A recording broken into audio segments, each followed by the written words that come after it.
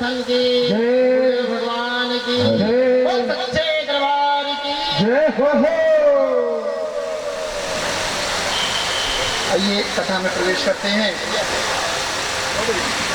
जैसा कि हम भी चर्चा कर रहे थे, एक भक्त ध्रुव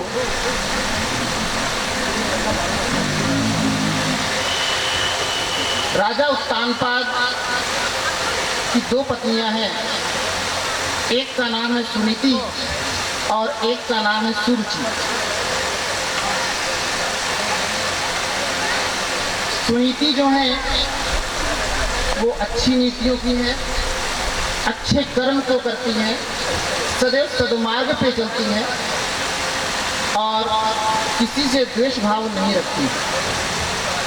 परंतु यह जो सुरुचि है राजा की दूसरी पत्नी,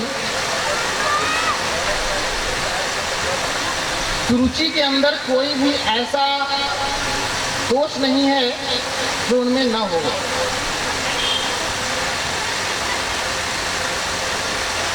एक बार राजा उत्तानपाद सिंहासन पर बैठे हुए हैं।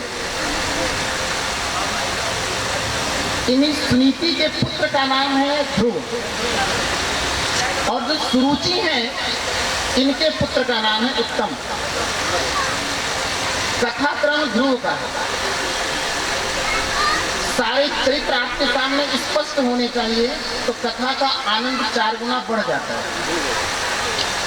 सुरुचि जिसकी तन में रुचि बहुत ज्यादा है,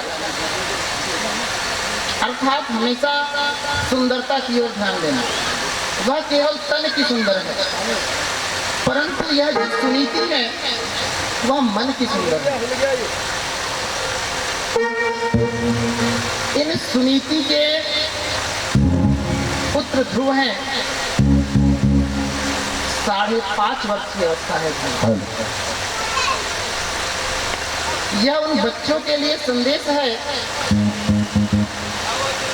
जिनके घर में कभी कभी यह सुनने को मिल जाता है, कभी मस्तक पर तिलक दे दिया जाता है अपने सनातन में। तो अगर कोई घर में छोटा बच्चा पूजा भी करने लगे ना, तो घर में सबसे बड़ी समस्या क्या उत्पन्न होती है, ये तो बाबा जी हो गया।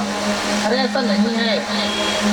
भगवान शंकर गृहस्थी हैं, भगवान विष्णु गृहस्थी हैं और कथा भी उन गृहस्थी की ही चल रही है और सुनाने वाला भी एक गृहस्थी ही है।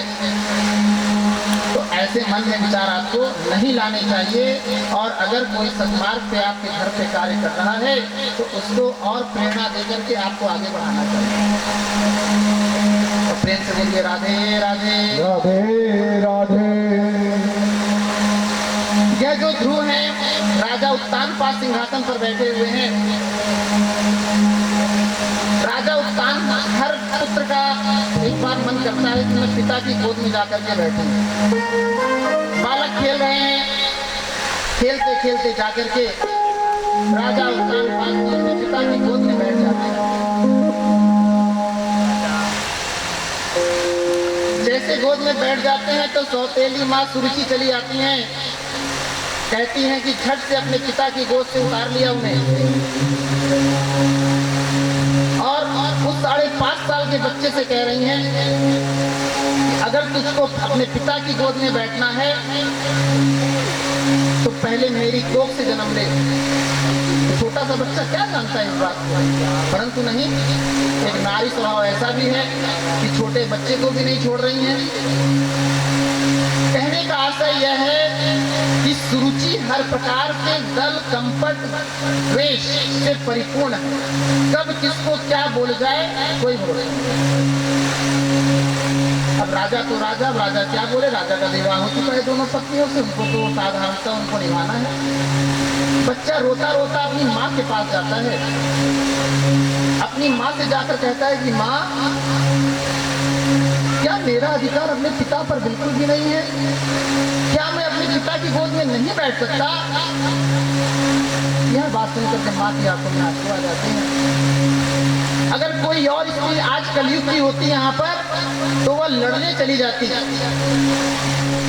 कितने सारे केस प्रोडक्शन फाइल हो चुके होते, परंतु सुनीति जैसा व्यवहार देखिए कितना नीति कुशल है। सुनीति कहती है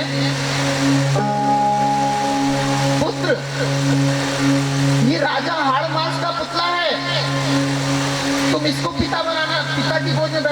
चाहते हो? ये तो आज नश्वर शरीर है, कल को नहीं रहे। क्या ज्ञान की बात दिया है उन्होंने। अगर तुमको बैठना ही है तो परम पिता परमेश्वर श्रीमन नारायण की गोद में बैठने के बारे में सोचो, वही तुम्हारे असली पिता है। अपनी माँ के मुख से ऐसा सुना, कहते हैं माँ बच्चे की प्रथम गुरु होती है। अपनी माँ को प्रथम गुरु मान करके घर छोड़ करके निकल गए। इधर राजा उत्तानपाद को पता भी नहीं मेरा बेटा घर छोड़ के चला गया है। कुछ दिनों बाद मालूम चलता है तो पिता क्या कर सकता है, सेनाओं से ढूंढवाया है, जंगल में ढूंढवाया, नहीं मिले, वो काफी दूर चले गए। आप ध्यान दीजिएगा, इस एक कथा तो एक कड़ी है, इस कथा में संकेत कई सारे हैं। जब यह बालक 5.5 वर्ष का घर छोड़ करके जाता है, इस 5.5 वर्ष के बालक ने देखा रास्ते में कुछ भी नहीं। अब बालक क्या जाने, घर पे रहता, रात सिंहासन में रहा है, खाया पिया है, बाहर तो कंदमूल फल ही मिलेगा, पत्तियां मिलेंगी, खाने को जो सामग्री मिल गई खा लिया, फल फूल खाया इसने। इधर नारद जी ने, जब आप भगवान की ओर कदम बढ़ाते हैं तो सबसे पहले नारद जी से मुलाकात होती है। नारद जी ने कहा, पुत्र अभी तुम बहुत छोटे हो, घर चले जाओ। अनेक प्रकार समझाने का प्रयास किया है इन्होंने, परंतु नारद जी से क्या कहते जाए, नहीं गुरुदेव, मेरी माँ ने मुझे आज्ञा दी है कि मुझे परम पिता परमेश्वर की गोद में बैठना। देखिए संकल्प क्या लिया इन्होंने कि मुझे परम पिता परमेश्वर की गोद में बैठना है। इस संकल्प के साथ वो निकला है। आप जब कोई मंदिर जाकर के कहीं पर अनुष्ठान करते हैं, कोई कामना करते हैं ना, तो यह निर्भर करता है आप सकाम कामना कर रहे हैं कि निष्काम कामना कर रहे हैं। जिसकी जैसी कामना वैसा प्रभु का संदेश के माध्यम से आपकी परिपूर्ति होती है। जितने लोग भी बैठे हैं, एक बार पूरे बार हाथ उठा, ये हाथ इसलिए बार बार उठाए जा रहे हैं कि इस चीज का आभास हो, कोई डायरेक्ट भगवान जी से